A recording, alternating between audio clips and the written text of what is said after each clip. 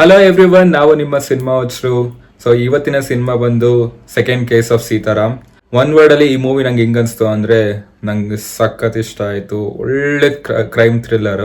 So crime thriller ಜಾನರ್ಗೆ ಸೇರ್ಕೊಳತ್ತಿದ್ದು. First point ಬಂದು ಇನ್ವೆಸ್ಟಿಗೇಷನ್ ಸೀನ್ಸ್ ಮತ್ತೆ ಟ್ವಿಸ್ಟ್ಗಳು, ಆಮೇಲೆ ರೈಟಿಂಗ್. ಯಾಕಂದ್ರೆ ಪ್ರತಿಯೊಂದು ಇನ್ವೆಸ್ಟಿಗೇಷನ್ ಸೀನ್ ನ ತುಂಬಾ ಕ್ರಿಸ್ಪ್ ಆಗಿ ಬರ್ಕೊಂಡಿದ್ದಾರೆ, ತುಂಬಾ ಗ್ರಿಪ್ಪಿಂಗ್ ಆಗಿ ಬರ್ಕೊಂಡಿದ್ದಾರೆ.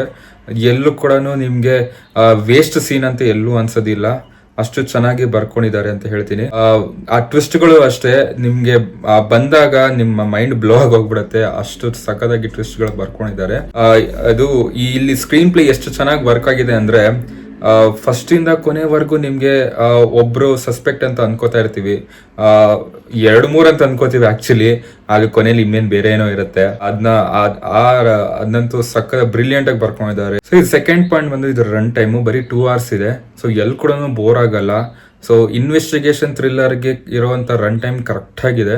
ಸೊ ಎಲ್ಲೂ ಕೂಡ ವೇಸ್ಟ್ ಸೀನ್ ಅಂತಾನು ಇಲ್ಲ, ಎಲ್ಲೂ ಇಲ್ಲ. ಸೊ ರನ್ ಟೈಮ್ ಅನ್ನೋದು ಒಂದು ಒಳ್ಳೆ ಪ್ಲಸ್ ಪಾಯಿಂಟ್ ಅಂತ ಹೇಳ್ತೀನಿ. ಸ್ಟಾರ್ ಕಾಸ್ಟ್ ವಿಚಾರಕ್ಕೆ ಬಂದ್ರೆ, ಇಬ್ರನ್ನ ಬಿಟ್ಟು ವಿಜಯ ರಾಘವೇಂದ್ರ ಅವರು, ಗೋಪಾಲ್ ಕೃಷ್ಣ ದೇಶಪಾಂಡೆ, ಇವರಿಬ್ರನ್ನ ಬಿಟ್ಟು ಎಲ್ಲರೂ ಕೂಡ ಹೊಸೊಬ್ರೇನೆ.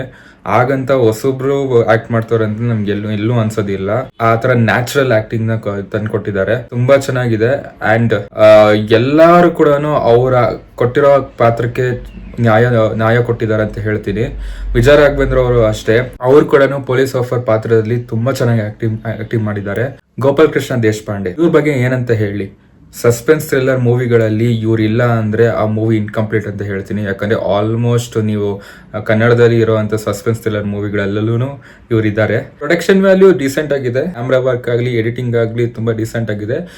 ಇರುವಂತ ಬಜೆಟ್ ಅಲ್ಲಿ ಕರೆಕ್ಟ್ ಆಗಿ ಅದನ್ನ ಯೂಟಿಲೈಸ್ ಮಾಡ್ಕೊಂಡು ಕ್ಯಾಮ್ರಾ ಸಿನಿಮಾಟೋಗ್ರಫಿ ಕೂಡ ಡೀಸೆಂಟ್ ಆಗಿ ತುಂಬಾ ಚೆನ್ನಾಗಿದೆ. ಎಲ್ಲೂ ಕೂಡ ನಿಮ್ಗೆ ಓವರ್ ಅಂತ ಅನ್ಸಲ್ಲ, ಎಲ್ಲೂ ಕೂಡ ಕಡಿಮೆನೂ ಅಂತ ಅನ್ಸಲ್ಲ. ಸೊ ನೀಟ್ ಆಗಿದೆ ಅಂತ ಹೇಳ್ತೀನಿ. ಸೊ ಲಾಸ್ಟ್ ಪಾಯಿಂಟ್ ಬಂದು ಡೈರೆಕ್ಷನ್. ದೇವಿ ಪ್ರಸಾದ್ ಶೆಟ್ಟಿ ಅವರು ಇದರ ಡೈರೆಕ್ಟರ್.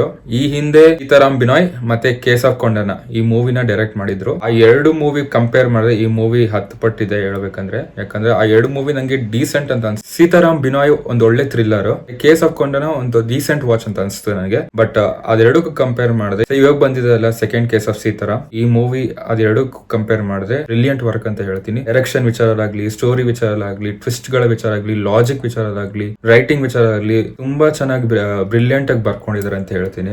ಇಲ್ಲಿ ಪಾತ್ರಗಳು ಏನೇನ್ ಬರುತ್ತೋ ನಿಮ್ಗೆ ಫಸ್ಟ್ ಇಂದ ಕೊನೆವರೆಗೂ ಕೆಲವೊಂದು ಪ್ರತಿಯೊಂದು ಚಿಕ್ಕ ಚಿಕ್ಕ ಪಾತ್ರಕ್ಕೂ ಅದರ ಆದಂತ ರೀಸನ್ ಗಳಿದೆ, ಅದರ ಆದಂತ ಮೋಟಿವ್ ಇದೆ. ಯಾಕಂದ್ರೆ ಯಾವ್ದೋ ವೇಸ್ಟ್ ಕ್ಯಾರೆಕ್ಟರ್ ಅನ್ನೋದು ಇಲ್ವೇ ಇಲ್ಲ. ಪ್ರತಿಯೊಂದು ಕ್ಯಾರೆಕ್ಟರ್ಗೂ ಒಂದು ರೀಸನ್ ಇದೆ. ಅದೆಲ್ಲ ನಿಮಗೆ ಕೊನೆಗೆ ಗೊತ್ತಾಗುತ್ತೆ. ಆ ತರ ಬರ್ಕೊಂಡಿದ್ದಾರೆ.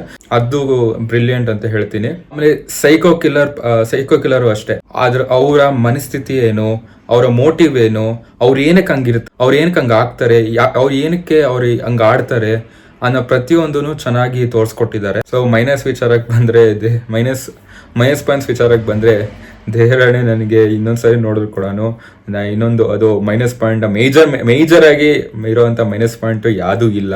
ಸೀತಾರಾಮ್ ಬಿನಾಯ್ ಅಂಡರ್ ರೇಟೆಡ್ ಆಯ್ತು, ಆದ್ರೆ ಈ ಮೂವಿನ ಗೆಲ್ಸಿ. ಯಾಕಂದ್ರೆ ಈ ತರ ಜಾನರ್ಗೆ ನಾವು ಸಪೋರ್ಟ್ ಮಾಡಿದ್ರೆ ಮುಂದೆ ಅದೇ ತರ ಒಳ್ಳೊಳ್ಳೆ ಕಥೆಗಳು ಬರ್ತಾ ಇರುತ್ತೆ. ನನ್ನ ರೇಟಿಂಗ್ಸ್ ಬಂದು 4.5 out of 5. ಈ ವಿಡಿಯೋ ನಿಮ್ಗೆ ಇಷ್ಟ ಆದ್ರೆ ಲೈಕ್ ಮಾಡಿ, ಶೇರ್ ಮಾಡಿ, ಸಬ್ಸ್ಕ್ರೈಬ್ ಮಾಡಿ. ಇದೇ ತರ ರಿವ್ಯೂ ವಿಡಿಯೋಸ್ ಬೇಕು ಅಂದ್ರೆ ನೀವು ಕೆಳಗಿರೋ ಗಂಟೆನ ಬಾರಿಸಿ. ಇದೇ ತರ ಫಿಲಂ ಅಪ್ಡೇಟ್ಸ್ ಬೇಕಾ ಅಂದ್ರೆ ಇನ್ಸ್ಟಾಗ್ರಾಮ್ ಅಲ್ಲೂ ನಮ್ ಚಾನಲ್ ಇದೆ, ಅಲ್ಲಿ ಹೋಗಿ ಫಾಲೋ ಮಾಡಿ. ಮತ್ತೆ ಮುಂದಿನ ವಿಡಿಯೋ ಸಿಗ್ತೀನಿ. ಅಲ್ಲಿ ತನಕ ಬಾಯ್.